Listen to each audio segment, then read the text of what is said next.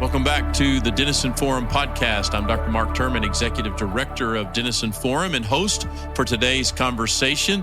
I want to remind you here as we begin that what we want to do at Denison Forum is just to equip you and others to think biblically, to live beautifully, and to serve redemptively in any and every place that God gives you the opportunity so that you and others can flourish until Jesus comes back again. That's the heart and passion of what we're doing. And kind of the feel of our podcast, if you're new to this, is that I like to refer to these as clarity conversations. And just imagine that you walked into your favorite coffee shop and you just got to overhearing two people talking about something that really matters and that it became helpful to you. So we want to invite you into a conversation today with a friend of ours, Pastor Chris Legg. Let me tell you a little bit about him. He's been on our podcast before and is a friend of our ministry, but he and his wife, Ginger, have been living out what he calls the parable of God's love for his people since they married in 1993.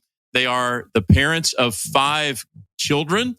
He is also not only a licensed professional counselor, but is the pastor of South Spring Baptist Church in East Texas, my hometown of Tyler. And he is also, as I said, the founding owner and clinical director of Alethea Family Counseling Center. And we're going to draw out of all of these areas in Pastor Chris's life to understand what he's written about in his new book that is actually co-authored by Chris and his son, Mark. Full disclosure here, Chris is not only a friend of our ministry, but his son, Mark, has been on our staff up until recently when he went to not only get married, but also to continue his education. But you'll find some of Mark's writings even recently on our website, denisonforum.org. Yep. And Mark continues to be a contributor to our ministry, really, really sharp young man, and is co-author of this book. But today we're going to talk about one of those lightweight topics.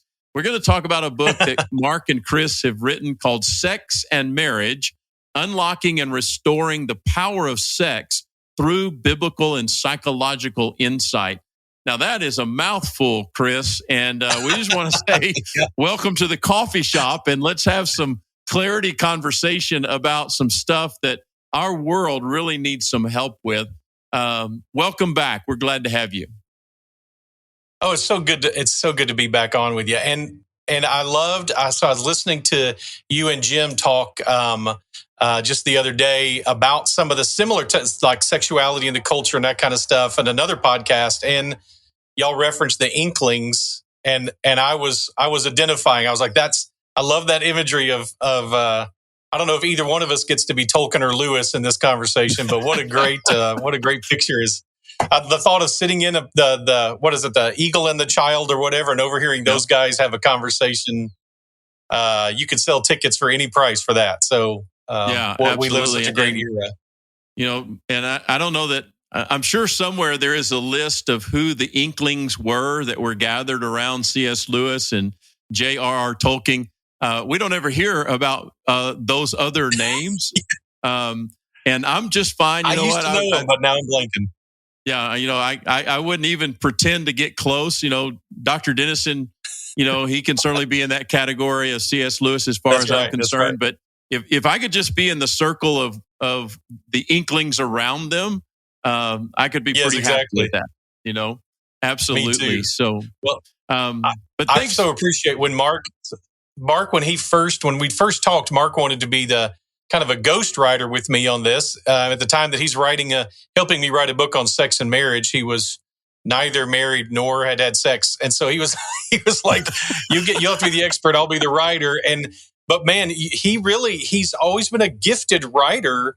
But after his time with you guys, I feel like he came away not only gifted but well trained, and so I've already been the recipient of that as well with Mark. And as we got done, I was like, Son, you're a co-author, not a ghostwriter. I mean, he did great research, and he just has a real talent that I don't have of creating a linear way of thinking through something. My writing is all over. I can do okay with a little article, but much past that, I got turned into some kind of bohemian weirdo, and so I need someone with a ability to put it together like he does. So that was really great. And I would just affirm that as well. Yeah, he and I worked on several projects and showed that ability not only to do really high quality research, which people will find in this book, Yes. but also to be able to put it together in a progressive, linear, understandable, accessible kind of way, Yes, which exactly. is a unique amount of giftedness. And part of the reason that we continue to grieve since he left us to continue his education. We're like, we need that guy to come back. We're fortunate to have Dr. Ryan Denison, who is one of the Yep. leaders at your church, who's also on our staff. Yes, he is. Obviously, Dr. Jim Denison's son. Ryan has many of those same similar skills, and we're grateful for that. But we've put a whole lot more work onto Ryan ever since Mark stepped away. And so we're trying to work through that and not burn Ryan out too fast. That's right. Let's talk a little bit. What was it? Tell us the backstory, Chris, about why did you just decide? Okay, I need to write. I need to get these things on paper. I need to talk about this in a way that people can access it. Why this book and why now? Well, there are several kind of starting points that hit near the same time as I was years ago, just starting in the counseling world, and that were really confusing to me. And I thought I had the same kind of, general knowledge that everybody thinks they have. That as Billy Crystal who once said, "Women need a reason to have sex, and men just need a place." And there's something humorous about that.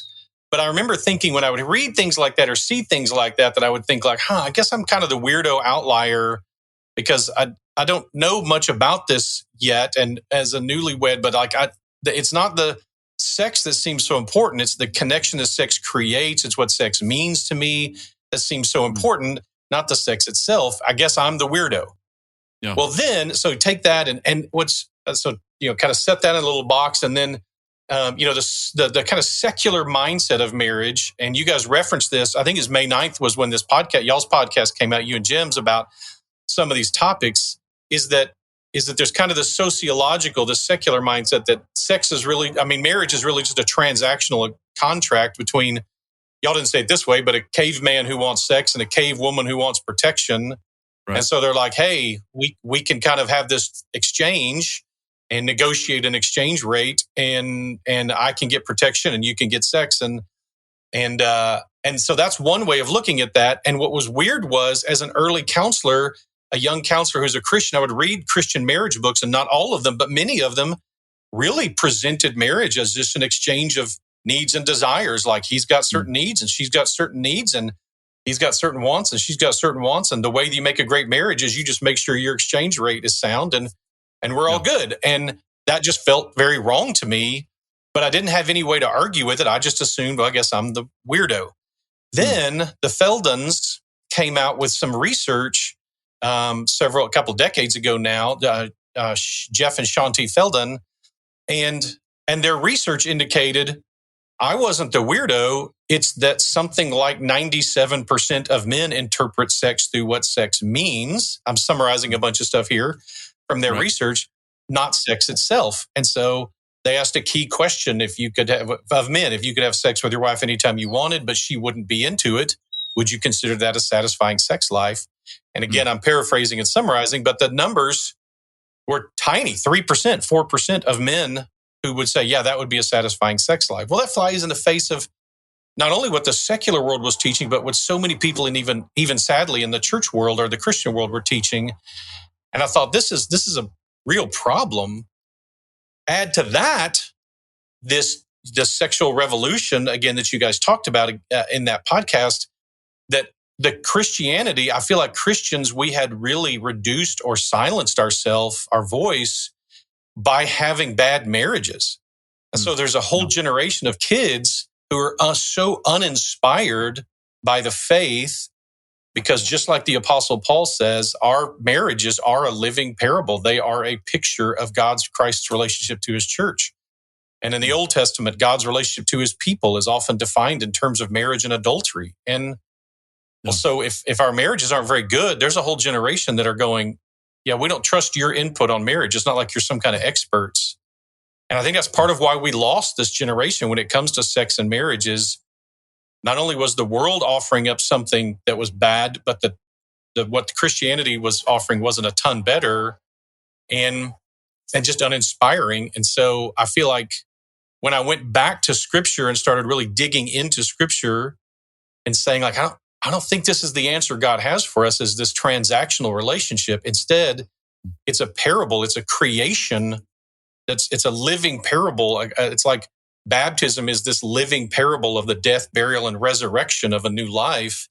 Marriage and sex is a living parable of God's relationship to his people. It's an intentional, designed, created thing, not just a transaction between two people who have certain what they call needs. They're really not needs, but needs and wants. Yeah. And I think we needed to somehow figure out how to reverse that. And so anyway, so I've been working on it for a long. Some of my friends would tell you for 20 years I've been working on this book, but I know you know how that works. Well, and I definitely had that sense that this had emerged over not just a few months or even a few years, but over a couple of decades of both a personal journey of faith and relationships and love, but also this kind of dual track ministry path that you've been on that has both been counseling as well as pastoring. As I was reading through the book and having pastored churches for a long time, like you have, but without the counseling side of it, it's like I'm never quite sure which part of my life I'm speaking out of.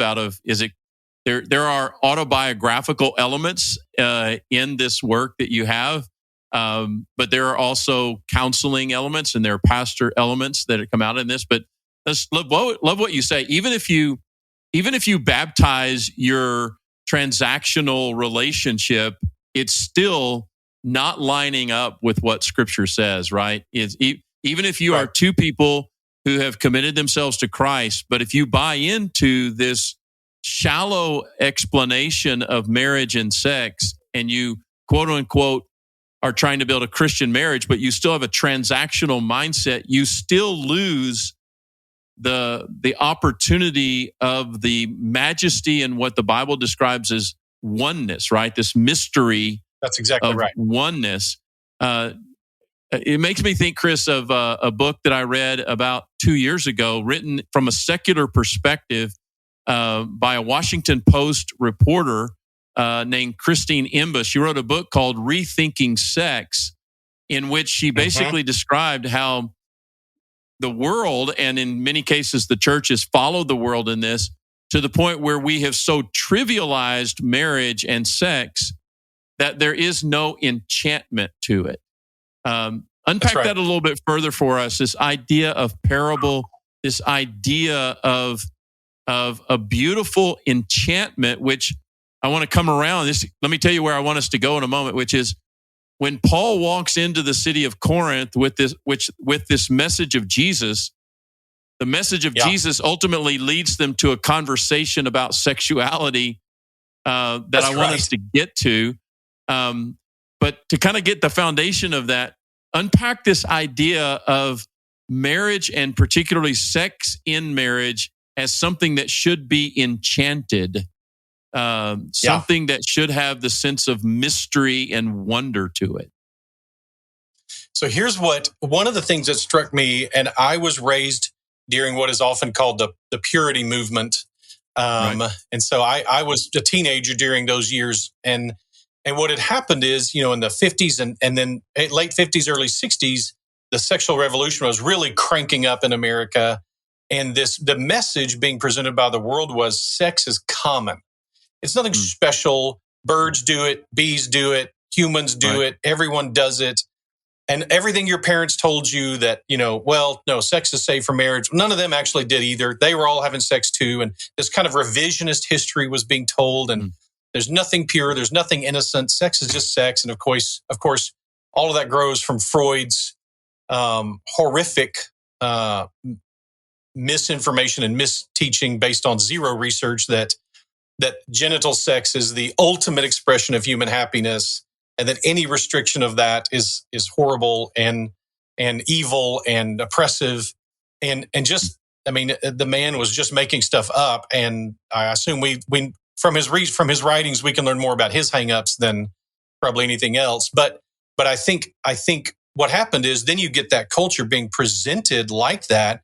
And unfortunately, in many circles, the church's response was to say, no, sex isn't common. Sex is dirty. Sex is trash. Sex is filthy. And you just need to say no and stay away. And we don't talk about it. And this is not something we do here. And we don't trust anybody else to teaching about it. And like that was this response in the church. And I remember, so the one, except for when I put my faith in Christ, Mark, the only thing I remember from all those years at camp, the Wednesday night sex and dating talk, growing up in the evangelical church, was a guy saying, hey, girls, watch out for the guys because the guys are playing at love, which they don't understand, in order to get sex, which is what they really want. And girls, you're playing at sex, which you don't understand, in order to get love, which is what you really want. And I hope I said that right. Guys playing at love to get sex, and girls playing at sex to get love. And immediately, it's as if they said, "Hey, how could we strategically drive a wedge between men and women for the rest of their lives? Yeah, that all men care about is sex, and so when a man is pursuing you sexually, what he's pursuing is a thing, not you." And so, fast forward 10, 20 years, every one of those marriages, when the husband is trying to seduce his wife, she's saying, and this is one of the main questions in the book, she's going, is this about me or is this about sex? And Mark, almost every woman I talked to who came out of that era has that intuition. And so what the church should have done, because what the Bible teaches, is to say sex isn't common or trash, it's sacred. It's sacred. It is sacred in the same way that the items in the tabernacle are sacred. You don't take the incense altar out into the field and cook hamburgers over it. That's an abuse of it. That's treating it as common. But right. you also don't throw it away or make it disposable or call it evil or wicked or filthy. No, it's because it's not. It's solid gold and it's sacred and it has a special purpose. And I believe that special purpose is to integrate us with one another as a picture of how we integrate with Him in our lives. And that's why in the Old Testament, when the people of Israel, in the Hebrew Scriptures, when the people of Israel leave God, He calls it adultery, and woos them back. And how many images? The story of Hosea and Gomer is not subtle. Of that He has chosen us and married us.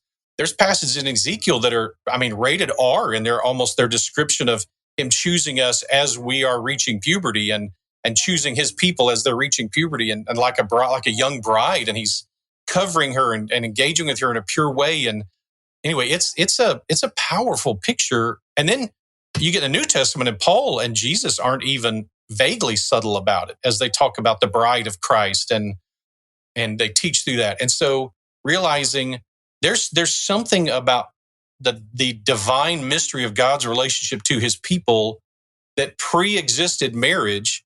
And just like I believe He created the tabernacle to be a living, a physical embodiment of the spiritual truth, like what the writer of Hebrews calls a shadow version, is that our marriage and the sexuality of that marriage is meant to be an embodiment of the reality of God's relationship to us. And that's not transactional at all. It is a constant overflowing of gifts being given, even sacrificially, stuffed down, overflowing, all of that. And it's a powerful, beautiful thing. So to cheapen it and make it common is, of course, wrong. But to call it trash was a massive misunderstanding and a mistake, a reaction to the world. I think that was a huge mistake. And so we have to begin to see it as reclaiming the garden, the mystery of the garden again.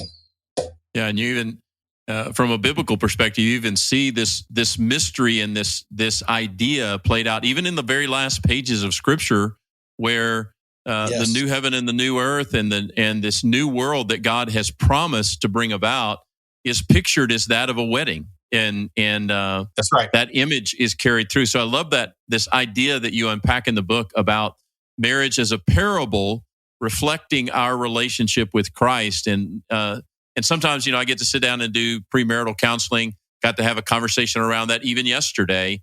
And I go back to being at a wedding where a friend of ours was officiating some 25, 30 years ago. And he said, you need to understand this relationship is at the end of the day, not really about you. It is about you and our relationship with God. And if you will learn to live this relationship, both in its covenantal and in its sexual expressions, it will become a window of revelation through which you can know God. The two of you can know God. Your children, if God gives you children, will know God. And every person that really comes into the experience of your relationship will have a window by which they can see Christ's love for all of us. And I love sharing that with young couples as they approach a wedding to say, you know what? Remember that this is a worship celebration, and the worship is toward God who loves us. It's not worshiping you. It's really an opportunity for you to let people worship through the relationship that you're beginning, that you've been called to. Just that idea of revelation. Chris, do you think that that's this by the idea? Way, if I may, Mark, that also, in addition to that, the negative also works. And this is something I think that maybe we miss in Paul's teaching in Ephesians, is that if the way I sacrifice and lead and love my wife and give up my life for her is a parable of Christ's love for his church, and if the way my wife devotes herself to my cause and submits her, makes my mission her mission, is a parable or an example of the church's love for Christ, that works both ways. And so if my marriage is not a good marriage, if I don't love, if I'm impatient and unloving and not sacrificial and demanding of my wife, well, my children and my neighbors and my church, they see that, and I diminish the message of the gospel. It's no wonder that if in marriages like that, and many of us, I mean, we've seen that all over, where kids, I don't think we mainly lose kids when they go off to college because of, sex, drugs, rock and roll, and liberal professors or whatever. I think we mainly lose them because our marriages were not inspiring. And so we did not inspire them with an example of the marriage. I was honestly, one of the highlights of my life, Mark, was when my son, Mark, read all my material, listened to all my teaching on this, and sat down with me and said, Dad, before we start this, I want you to know I've seen this my whole life. Wow. I've seen this is how you treat mom my whole life. And so I'm excited to be a part of something because this is, you live this. And I mean, it's like, okay, we're done. I'm retired. Like, I don't have to do anything else. I can call it success. I can call it success. I've accomplished my main mission. Yeah. So anyway, it's powerful and imperfect. I never mean to imply like, man, we've nailed this. Like, we get this perfectly every time in my marriage. Like, oh, no, we're flawed and messed up like everybody else is. But there's this, my wife even showed this to me first. Like, this is, the garden is the goal. Recreating Eden, naked and unashamed. Not only physically, but emotionally and spiritually and in every way. Like, no, this is us here in this place, with as few barriers as any humans can create between us. And sex is a powerful bonding agent for that. It's not a commodity she has that she exchanges with me. Like, that's just, it makes me cringe. And the messages she's heard over the years of, hey, ladies, sometimes you just got to take one for the team type of messaging at women's retreats. Like, that is not respectful of the man or the woman or of what God has created here. Yeah, and it's so, when you really understand it, when you bring it down to a transactional level, it becomes so unsacred at that moment. Yes. Chris, do you think that this idea that, nothing new under the sun, and that's the reason the Bible can be relevant in so many ways. Do you think this idea of re-envisioning or even learning for the first time, that there is something much more beautiful, much more sacred involved here? Is that the thing that Paul was really trying to teach to the Corinthian church? You and I know from the things that we've been taught about New Testament times that, if you were alive 2,000 years ago in that part of the world, you would have to take everything that good, bad, and ugly about Los Angeles and Las Vegas and New York and New Orleans. You have to roll it all together, and you might get kind of down the road to how bad it was in the city of Corinth, right? Yes, that's right. Yes. And so the way I interpret it, you may see it a little bit differently. But when they write to Paul, because he's left them for a time, and they say, "Hey, we've got some questions. We need some help here." And what I see them saying in 1 Corinthians 7:1 is they're like, "Hey, this thing, sex, it's just really gross. It's just really common. It's just really corrupt and dirty in the worst ways. Wouldn't it be better if we just all put sex aside and avoided it altogether?" Because remember, they have a temple in the middle of their town where you can go do any kind of sexual thing you might want, right? Yes. But With Paul any says, kind of no, victim time you could out. choose. Yeah, Paul says, no, time out. You're missing it. It's not God. It's not the ultimate expression and experience of what it means to be a human being. And it's not gross. It's not ugly, dirty, and vile. And he begins to lay out this sacred mystery. Is that what's going on in Corinthians? And is that the message of sacred mystery that the world needs to hear? I think how much better would the purity culture, and listen, I know many people taught correctly in the purity culture during that era. I heard them myself. But so often, what if we had created, instead of a vision of, hey kids, you're going to manufacture your own purity somehow by your behavior or misbehavior, and instead said, Christ has bestowed purity upon you as a gift of his sacrifice. You've been washed and made pure. Now, live according to that purity, because you get to experience this as God intended. Where novelty, for all of its greatness, this is one of my favorite things. I teach a group of students every year through Pine Cove camps, and this idea that intimacy trumps novelty, and the world cannot get that. Like they just have no concept for that, and that's why we're watching young people now, younger and younger, with medical ED disorders, women getting earlier and earlier plastic surgeries and stuff like that, because this madness created by that my only value is here. And if instead we'd said, no, there is something intrinsically treasured in you and your sexuality, and the way we treat one another, we answer to God for how we treat one another, including one another's sexuality, including the gift of that, so that I am always in pursuit of this one, of mastering this one woman intimately, that I know every inch of her body and her soul and her mind. And it's like an island that she's guiding me around, and I'm discovering more and more. And eventually our lives look more and more like one. And I in the book, I introduced my grandparents, my father's parents, who were married 62 years. And I think if you'd have gone to my grandfather after 60 years and said, hey, we'll trade you a young something supermodel for the old 80-year-old woman, I think he would have, he'd have been probably deeply insulted, offended, and he's an old World War II vet. Right. He might have taken you out, but I think part of his thinking would have been like, start over.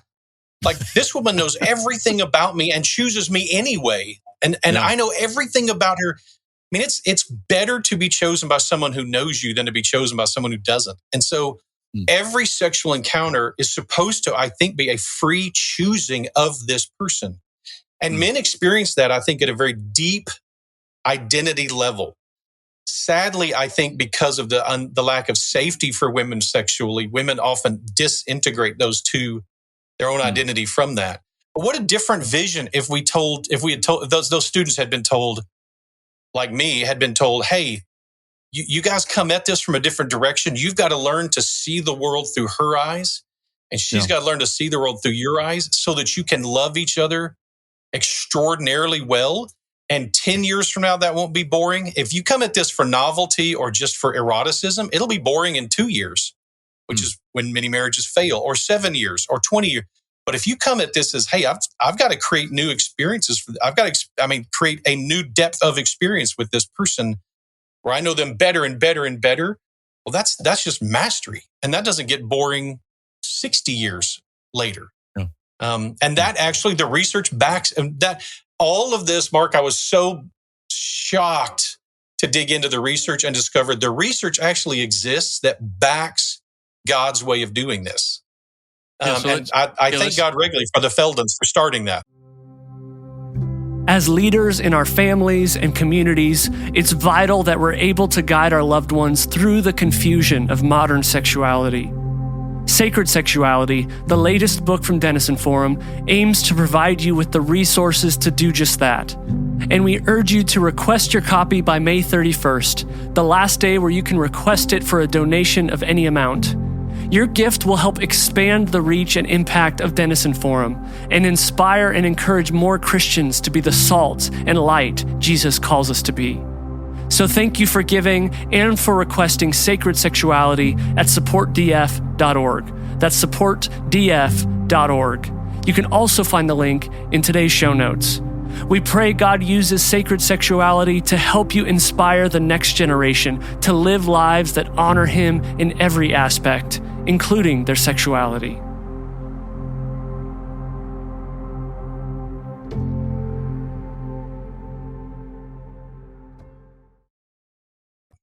Yeah, let's go down that road because I loved reading some of this research. Some of this I knew intuitively from my own marriage. Some of I knew it as you've talked about through both counseling and pastoring and being with people.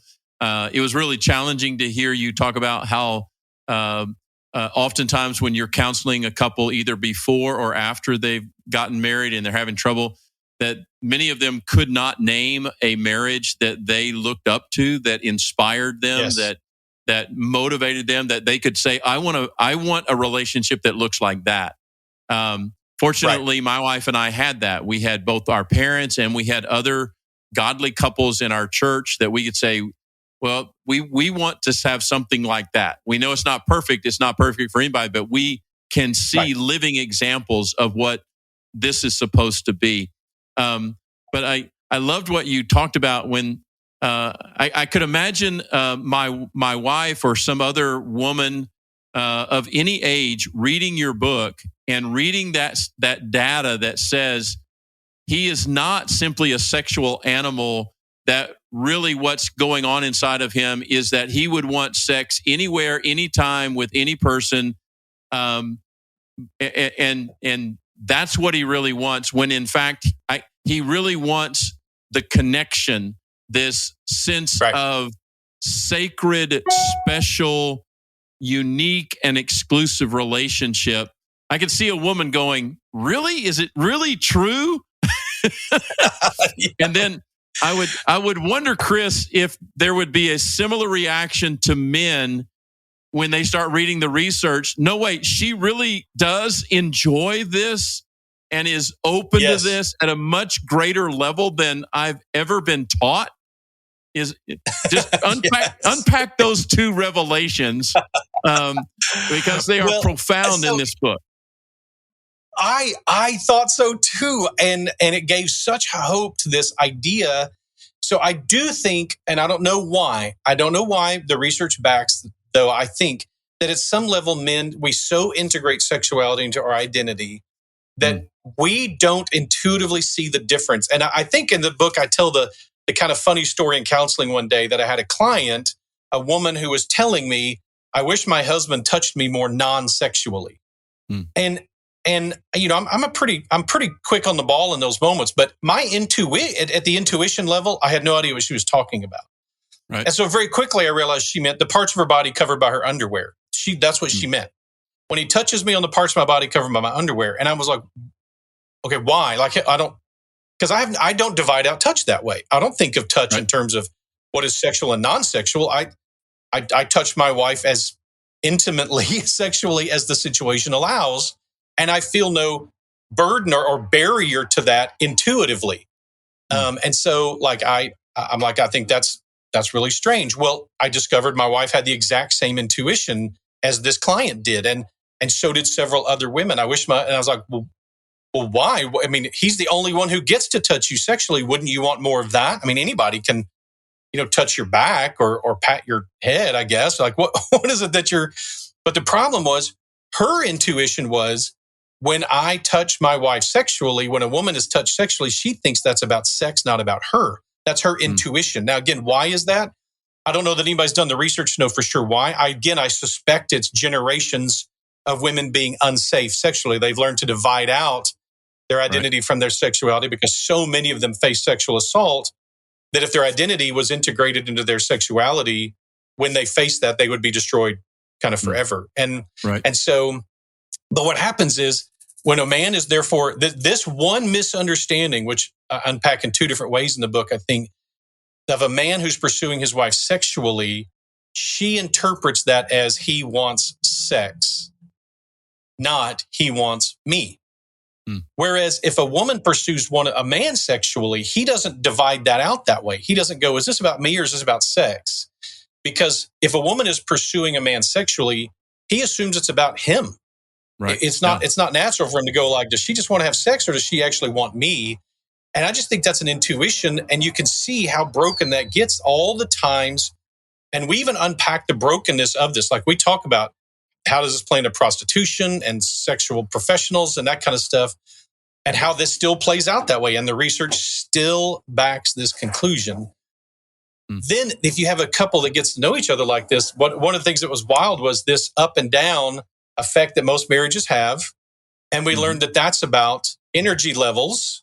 And we spend a lot of time helping couples recognize in the book that the 7-year itch and the 20-year itch actually have to do with the amount of stress the children in our lives are creating. And so to kind of put the pieces together real quick, Mark, what happens is when something's not part of our identity, it takes psychological energy to engage in it. Okay. And so early on in a marriage, the wife's got tons of psychological energy. He wants to mess around. Sure, why not? It costs her some psychological energy to bring those together, but why not? But then you have young kids and they demand so much of you. And that's usually when this difference begins to show, where he's like, I want to mess around. And she's like, I just can't. And that makes no sense to him. What do you mean you can't? No. And so what most of these transaction books then say, well, the solution is to sit down and make sure she understands just how important it is. It's my number one need. It's my number one. And the problem is that's solving the wrong problem. If you offer to give me $40,000 in exchange for $20,000, well, that's a good deal. Anyone would do that. But if I don't have $20,000, you offering me more money doesn't fix the problem. You offering me $100,000 for my 20 or $1 million for my 20, all you're doing is frustrating me and making me feel like a bigger loser that I'm not able to take advantage of this opportunity.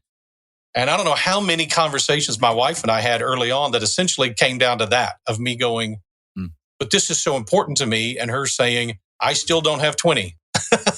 We didn't know those terms then. And so anyway, so it was eye-opening and has really been a rescue for a lot of couples. To begin seeing it through each other's lens. Yeah, and that's what's really so helpful about the book is it gives people language. It gives them some handles. That's the great utilization of language and healthy biblical definitions is it gives people handles by which they can understand themselves and then also understand their spouse or their spouse to be.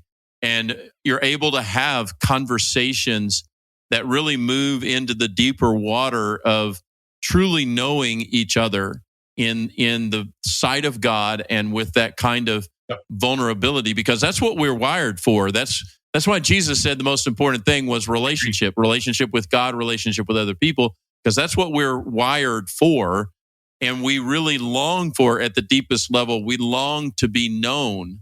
And that's why Jesus talks about marriage as being oneness from the very beginning. And he talks about his prayer before the cross is that we would be one with him in this mysterious sense of connection. So Chris, let me real quick go back to if I can. Yeah, go ahead. Real quick, to the Corinthian thing. And I think what the Corinthian church, exactly what you're talking about, is what they had was the perfect example of the world throwing every possible counterfeit at them. Every possible counterfeit, everything but the real thing. And they were saying, shouldn't we reject all these counterfeits? And in doing so, Paul is like, be careful not to reject the real thing. That the husband belongs to the wife and the wife belongs to the husband. And that is the real thing. Yes, rejects all the counterfeits. Don't throw out the sacred. So anyway, I think it's exactly what's going on there. Yeah. And if the more, so I've done some of my own work in this area, but the more you think about it, the more it makes sense why the devil would try to really cause so much havoc in this area, because the thing that God loves most is people. And the thing that a holy, sacred marriage and sacred sexuality is intended to create, at least it's not only for this, but in significant ways, it is in the sexual union that new human beings are created. Now, you just think about that. Exactly. God could have populated the earth at any level to any population all by himself. Yep.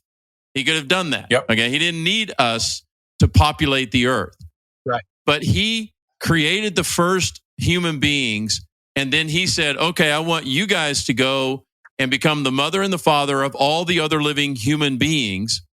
And he allowed us to be in that process of creating new eternal human beings that would have the opportunity of eternal relationship with him, which is the real point of the whole earth human experience. And you can understand why the devil would be set against that, to try to destroy that with counterfeits and with deception and with all kinds of things. And that's why this is so powerful. So, Chris, I'm just wondering, did you set out at first that you wanted to write a book about sex and a proper understanding of sex, and then you said, well, wait a minute, I got to back up and talk about marriage? Or did you say, okay, I got to talk about marriage and then I'll talk about sex inside of marriage? How did that come about? Okay, great. This began, again, 2 or 3 things happened at the beginning of doing marriage counseling and finding no good answers at the beginning of whether it was a woman coming in with her husband and saying, okay, we just read this Christian marriage book, and apparently he wants a prostitute who cleans his house. Yeah. And me going, I don't even know where to go with that. Way of, yeah. Well, okay. Yeah. Or reading the story of Esther and seeing, a borderline madman who thinks he's God on earth, Xerxes, essentially seeming to walk away or let her walk away from a sexual encounter because he's intrigued by the thought of her coming back the next night, and explain that through the Billy Crystal lens. And so these questions were being created as I'm doing marriage. So another great one, cohabitation. Early on in counseling, I saw a lot of couples who were living together, not married, and the very same principles that rescued marriages ended cohabitation relationships. It's like the healthier they got, the more likely they were to break up, versus marriages, the healthier they got, the more likely they were to stay together. Why? What is that? Well, I began to piece together, like looking at scripture and realizing, okay, so marriage is really fundamentally about I choose you at the intimate level and you choose me at the intimate level, despite the fact that we're both messed up people. And so this picture of Adam and Eve being given the opportunity by God to truly choose each other freely without these issues, and instead of saying, I need to, you wouldn't drive I remember having a couple early on when I asked them, like, do you want to be treated as married or dating? And they're like, well, treat us as married. And being, maybe I was probably 26, 27 going, well, then why aren't you married?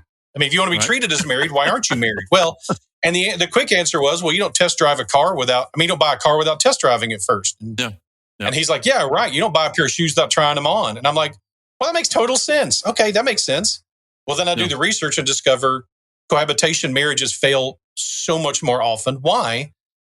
Well, it took a while before I realized, what do you do with a pair of shoes when it stops performing the way you want?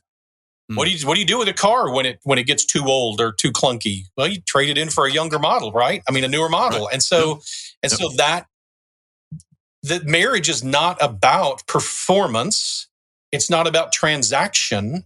It's about the agape love of being freely chosen because of yourself, or as Victor Hugo said, in spite of yourself.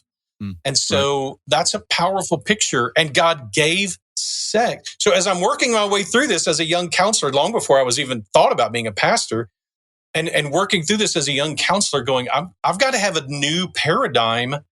And there were very few authors even hinting at it. Smalley and Trent were hinting at it back in the day, but very few others were really hinting at it. Theirs tended to be more transactional and like, well, you got to, you negotiate a deal. And I mean, just my wife called me the other day, said you would be screaming at the radio right now as she was listening to a pastor who was saying, man, when I do premarital counseling, the most important thing is to unpack expectations, is to make sure you tell her, here's what my expectations are. And you tell him, here's what my expectations are. And she knows my model is like, acknowledge your expectations and then take them up on a hill and put them on a stack of stone and drive a knife through them and set them on fire. Because it's not going to work out well for you. Marriage is not about expectations or entitlements. It's about, how do I die to myself in the name of my Savior for your benefit? And that includes and sexuality. So often what we learn is that if you want a living parable of God's relationship to his people, you go to marriage. If you want a living parable, an active parable of marriage, then you look at sex. And it's amazing how often the principles of marriage played out in the bedroom really refine it. And you're able to go like, okay. And more and more often when I get to teach on something and I'll ask a group of women or a group of men, how do you interpret this? There's the story that runs through the whole book about the young couple who, she seduces him when he comes home and like, men, how do you interpret that? Women, how do you interpret that? And then the next time he comes home, she's in flannels, head to toe flannels and 95% asleep. And she just kisses him goodnight, like, so glad you're home, and goes to sleep. And men have two very, very different emotional experiences there. I've been chosen and I've not been chosen. And then I thought one day to ask women, like, how are those different for you? And the women go like, they're not. Those are the same experience for me. I'm just as happy to have him home both times. Yeah. And that clearly shows a disconnect. Like there's and so how do we learn to see it through the other person's lens, which is what intimacy really is. Yeah. Anyway, I've rambled a bunch. And on both sides, right? And just on both sides exactly of right. that equation, right? And so, yes, Chris, how do you envision it, when you sat down and tried to put this into print and had your son working with you as co-author and that type of thing? Yep. Where would you hope that this book would take a couple either about to get married or even the couple that's cohabitating or the couple that is at that 7-year mark or that 20-year mark? Where would you hope that it would cause them to pivot? Great. Thank you. That's a perfect question. Where would you want it to go from? Subtitle, Yeah. The subtitle has 2 action verbs in it. And that's why it has 2. Mark and I kept going back and forth debating over this. And we ended up with 2. Unlocking. So that's for the people who don't know. Those are the couples. Those are the pre-married couples. And they can read this book and hopefully avoid years of pain and disconnection and that so many marriages that are probably more like at our age had at least a phase that they went through just purely out of misunderstanding each other or by listening to someone teach on this who had no business teaching on it or a book that portrayed this transactional vision. And they've avoided all that. And for them, it unlocks the power of sex in their marriage.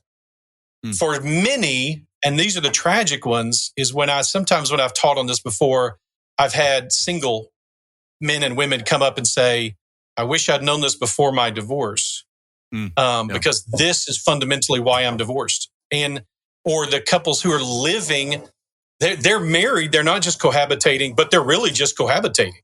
How many people do we know who are living in these marriages that they're really just roommates and they don't work at it and they don't try hard and they have a non-existent or very poor or very transactional sex life. There's nothing inspiring about their marriage and yet they're stuck there. And so that's why restoring is the other one there is that couples will sometimes what I knew I had hit on something as a concept was actually when I taught MOPS, mothers of preschoolers, this material the first time. And Right. instead of the women saying, oh gosh, we've got another male pastor counselor coming and lecturing us on sex, I had the women saying, will you come back and teach this to our husbands? Which let me know they didn't see me as creating just another transactional process. And so many women in the church have been so burdened by this picture that, hey, basically sex is a commodity that you hold the key to, and your job is to give it up whenever he demands it, or to at least have sex often enough to avoid the negative emotional consequences of not having sex. Yeah. And the first time I heard that phrase from a woman, it almost made me cry. It certainly made me repent to recognize that. And we unpack that quite a bit in the book, is this brokenness that's entered so many of our marriages about sexuality. I recommend couples read this together if they're married, that they read it out loud to each other so that they can ask. The Feldons recommend the same thing. Read For Men Only, For Women Only, or The Surprising Secrets, or their recent book about sex that we actually were almost done with this book when their book came out. And I was like, Mark, real quick, we got to read this and see how their new research. And of all things, a miracle, God put me in contact with the Feldons, and they wrote the introduction of the foreword for the book, which was purely a miracle. But and so to be able to re-engage at a level to almost every married couple I work with through this, they have to go through a stage of repentance where they both have to forgive each other for the way they've interpreted each other because they just didn't know. I didn't know. No. And so, and then they can move forward saying, okay, we have a new marriage goal, which is we're going to spend the rest of our marriage, however long that is, seeking to reclaim the garden, seeking that. And I think probably the next thing that I write, if I ever work up the energy to do it again, will be Intimacy and Identity as the companion book to this one, because I think that's another area where it's just not communicated super well, and maybe the weird amphibian that I am of pastor and counselor will allow me to be able to talk about those. Let me get you we have just a couple more minutes and we'll wrap up, but let me get you to chase that out, because that conversation is somewhat brief in this book as you talk about that's a whole topic for a whole other thing, because so many in our culture right now, if you talk at all about sexuality and sex, they immediately run to identity. And there are people even writing entire books that the whole sum total of the idea is that your identity is simply your sexuality. But talk about that, Chris, particularly from the standpoint of men, from the standpoint of males, and how too much they have listened to the lie of the culture that their identity is totally about their sexuality. Unpack that for just a minute, and we'll close in a second. So this is one of the most important phrases that I was ever taught years ago, is that you can spot bad teaching even in the church, much less in the world, when behavior dictates identity. And then identity dictates theology, because that's exactly the reverse, is that our theology has to dictate our identity, and our identity has to dictate our activity or our behavior.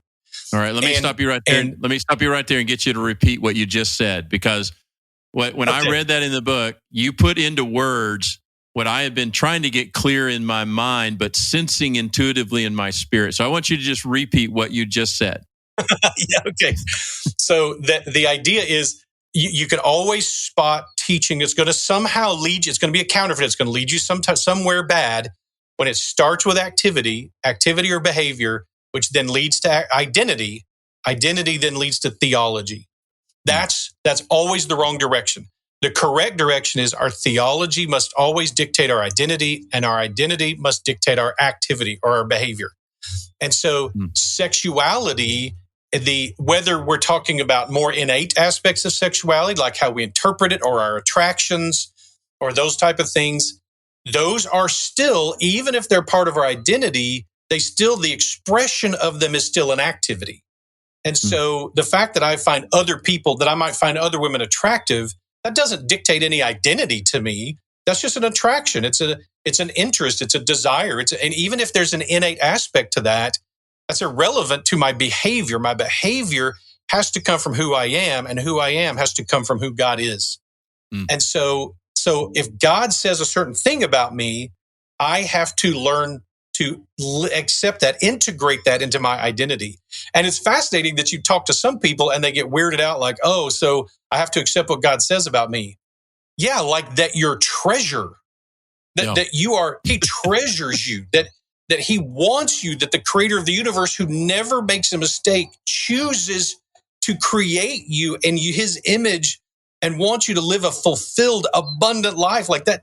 Yeah, sorry, you're going to have to learn to live with that. Like I'm like, and the good news is, no matter how ugly I see myself or that other people see me, no matter how delusional I can be, and man, social media has proving nothing else about human being. It's that confidence and accuracy have nothing to do with each other.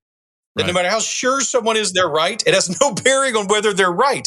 Now, my math teacher could have told me that at any point in my life, but I need someone who's not wrong to tell me things about me. And that person literally is more trustworthy than me about me. The good news is the mental health world is not, there is a crisis coming in the mental health world, but it's not the one people think it is. It's because the counseling and psychological world is becoming, I don't even know what to call it. It's becoming borderline personality, meaning that, hey, we just affirm whatever delusion you claim about yourself. And that is not helpful. That's not what we need. We need people to be able to walk us along a path in a healthy, positive way. So anyway, for men, we say my sexuality, who I am, is treasured by God, is prized by God, but it's also a powerful tool. Therefore, I need to submit it to someone who's able to wield it better than I can. And so I'm like a child with a samurai sword. I really need a samurai to help me wield that. And so I look to him to tell me how and when to wield this weapon. It's like, when my boys turn 7, actually when boys and girls turn 7, they get their first pocket knife in our family. It's one of our rites of passages. But they have to put it in a drawer, and I tell them when to go get it. And it's kind of the same. I'm not doing that because I hate knives or I hate them or I don't want them to have fun. I'm doing that because the knife is sacred. It's special. It's for a certain thing. And I don't want them slicing their own nostril off. Right. And so I create this safety boundary to protect them. It doesn't help me any to do like this is to protect them because I get blades and they don't. God has said, this is who I am. Therefore, this is who you are and what I've done to create you. Therefore, this is how you should behave. And trust me when I say behaving this way will pay off. And I'm sure, Mark, you would say the same thing. The better I understand God's vision for marriage and sex, and the more I'm willing to submit to his picture of it. In fact, the other day I had a huge realization. I know you'll get, and you'll be like, "Oh, this would take us on a total other path." But I realized my appreciation of my wife is approximately 100% dependent on my maturity, and essentially has nothing to do with her. And I look back at 20-year-old me, and I'm like, "You're an idiot." And even 30-year-old me look back at 20-year-old me. I suspect 60-year-old me will look back at 50-year-old me and go, "Yeah, you were still an idiot." Like. How did you not appreciate this thing this wonderful person God had placed in your life? And yet, well, because I'm an immature child, that's why. So anyway, I hope that unpacks it. It does. Such a good word, and so helpful, and just so many things like that in this book, and just really, really accessible, helpful, and would encourage folks to go and just find this book. It is by Chris Legg, Sex and Marriage, Unlocking and Restoring the Power of Sex Through Biblical and Psychological Insight. It is such a helpful tool. Chris, just as a way of saying thanks again, just that insight that God had really just been bringing me toward, you gave even better language to, which is the idea of creating our own identity in any pathway is such a crushing responsibility. especially from a standpoint of sexuality and sexual activity and marriage and relationship. We are not capable of creating our own identity. And God says, hey, you don't have to. I did. I create your identity. Yeah. And if you'll listen to me, if you'll let your identity come from what I say about you, you're going to be so much happier and so much more free, because there is no such thing as understanding who we are without Him. There just isn't. There's just no way of doing that. And I know there are religious leaders, and in error, maybe in good-heartedly, but religious leaders in many of your listeners' lives who have placed burdens on them that Christ did not intend. And for us to learn to walk away from some of those lies, like I was too, raised with certain things that were just not right. Sometimes those messages came from the church. Those were some man's or woman's burdens. Those weren't God's burdens for me. They aren't the same. So just to clarify, I know you've got people who are going like, what do you mean I get to be more free? Have you never been to my church? Like, no, and maybe God hasn't either. Like, I think that's just to be set free. Understand, if you're not being set free in His grace, you've probably not been given His grace. Yeah. So much to think about. And just want to, again, thank you. Good. Thank Mark. Tell him hello for us, but just thank to both of you for putting this great resource together. And just want to thank our audience today. Hope you walked into the coffee shop called this podcast and that you were able to overhear something that really will bless your life and help you to walk in that grace that Christ makes available to all of us. And if you like what you heard today, please rate, review us so that other people can find our conversations. I want to thank you again for praying and supporting our ministry that helps us to provide relevant and free resources to people who are trying to follow after Christ. And we'll look forward to seeing you next time on the Denison Forum podcast.